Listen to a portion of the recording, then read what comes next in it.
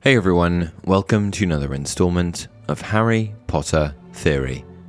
Today we'll be discussing whether or not Peter Wormtail Pettigrew was the only student ever to be sorted into Gryffindor who became a dark wizard. If you're a fan of the Harry Potter series, you're likely familiar with Rubeus Hagrid's infamous line, "There's not a single witch or wizard who went bad who wasn't in Slytherin." Spoken to a young 11-year-old Harry within the first 100 pages of the Philosopher's Stone, these words tremendously impacted how most of us, Harry included, viewed the House of Slytherin and its tendency to churn out dark witches and wizards. And yet, as the series unfolded and the wizarding world has continued to expand well after the release of the Deathly Hallows in 2007, we've learned that not all dark witches and wizards are sorted into Slytherin. In fact, there have been some incredibly famous good witches and wizards, like Merlin, who were Slytherin students at Hogwarts, as well as some incredibly bad ones who were in other houses. For example, we discover that the despicable Death Eater, Barty Jr., who tortured, captured, impersonated, and killed many a witch and wizard in the name of Lord Voldeomort, was likely a Ravenclaw student, as was Professor Quirinus Quirrell, who went off in search of Voldemort to try and obtain his past power, only to end up being possessed by the Dark Lord to do his bidding. And then, of course, there's Peter Pettigrew, the once Marauder and former best mate of James Potter, Sirius Black, and Remus Lupin, and Gryffindor alumni. Peter, who was also known as Wormtail by his fellow Marauders, was a Gryffindor student in the 1970s, who graduated in 1978. Never quite as popular or talented as his friends, it's said that Peter felt rather undervalued by those around him, which led to him seeking validation elsewhere. As a result, he ended up pledging his allegiance to Lord Voldeomort in an attempt to become more powerful and valued. Although it's unknown exactly when he became an official Death Eater, we do know that it was sometime before he betrayed the Potters' trust in him and shared their secret location with Voldemort in 1981, breaking his vow as their secret keeper. This act of betrayal is, of course, what led to the Dark Lord visiting the Potters' home in Godric's Hollow and murdering both James and Lily, before attempting to kill Harry Potter as an infant. So, while there is no arguing that Peter Wormtail Pettigrew was in fact a dark wizard, as after he betrayed the Potters he also committed mass murder, framed Sirius Black for his crimes, faked his own death, and then came back to serve Voldemort 10 years later, the question remains, is Wormtail the only dark wizard to have ever been sorted into Gryffindor House? When first faced with this question, my gut reaction was, no, that can't be right. There must be at least one other student who was sorted into Gryffindor who turned out to be a dark wizard, right? Well, as it turns out, not really. From what I know, have read, and or could find on the web as I scoured the internet, Peter Pettigrew seems to be the only former Gryffindor student who went completely bad. And I mean actually bad. Not like, oh, this one time, this Gryffindor, blah blah blah, but instead more like, that wizard killed a bunch of innocent people for no good reason. That said, I do think that there have been some very close calls with a couple of wizards who could have gone bad had the circumstances been different.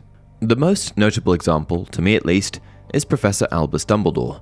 I think this is even more so of a consideration due to the fact that many fans have speculated whether or not Dumbledore was actually evil.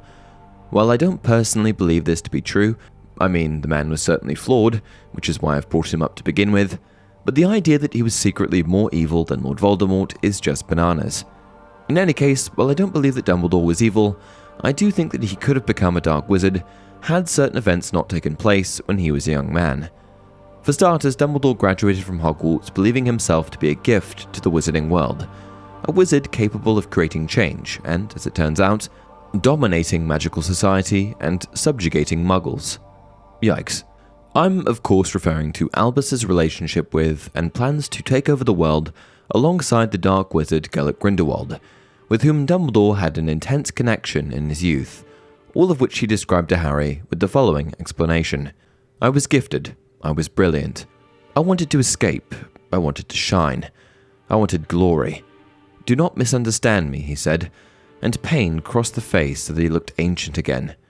I loved them. I loved my parents. I loved my brother and my sister. But I was selfish, Harry. More selfish than you. who are a remarkably selfless person, could possibly imagine. So that when my mother died, and I was left the responsibility of a damaged sister and a wayward brother, I returned to my village in anger and bitterness. Trapped and wasted, I thought. And then, of course, he came. Dumbledore looked directly into Harry's eyes again. Grindelwald, you cannot imagine how his ideas caught me, Harry. Inflamed me. Muggles forced into subservience. We wizards triumphant. Grindelwald and I, the glorious young leaders of the revolution. And so, it's not particularly hard to imagine that had things been a little different, perhaps Dumbledore would have continued with his sinister plans alongside Grindelwald and to become as equally dark a wizard as Gellert. Fortunately for the wizarding world, but tragically for the Dumbledore family, the event that set in motion Albus's change of heart was the three-way duel between himself, his brother Aberforth, and Gellert, which resulted in the accidental death of his younger sister, Ariana. Dumbledore seemed forever changed after that, as losing her seemed to have knocked him off the dark path he was on. Another student who was sorted into Gryffindor that could have become a dark wizard is a little bit of a stretch, but I'm going to explore the idea anyway. Rubeus Hagrid.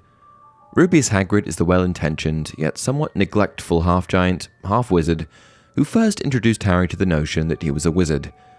Throughout the series, we see him continually have Harry's back, despite making one or two errors in judgment along the way. Of course, it's rather hard to imagine this enormous man as anything but the Hagrid that we know and love. But consider the idea that he may have gone down a different path had he not had Albus Dumbledore looking out for him.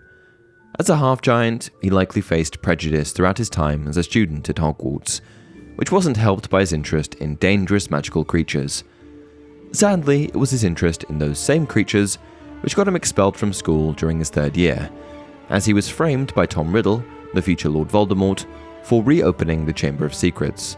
At the time of his expulsion, he was found to have been hiding a young acromantula, the giant intelligent spider who he named Aragog, which did not do Hagrid any favours in the face of Tom Riddle's accusation. Throughout the series, we also know that Hagrid continued to collect dangerous magical creatures, which he often lovingly referred to as pets. So, had life turned out a little differently for Hagrid, it's possible to think that he could have ended up feeling targeted for his ancestry and resentful towards witches and wizards for taking away his opportunity to get a proper education. Fueled by that anger and paired with his interest in dangerous magical creatures, Hagrid very well could have become a dark wizard who used his pets to attack various magical communities.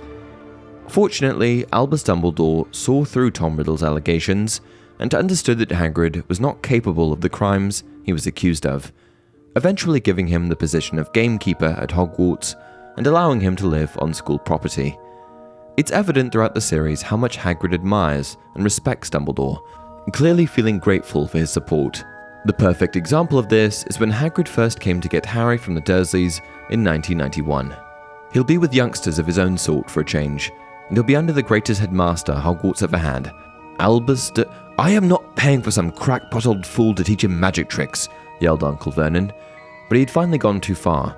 Hagrid seized his umbrella and whirled it over his head. Never, he thundered. Insult Albus Dumbledore in front of me.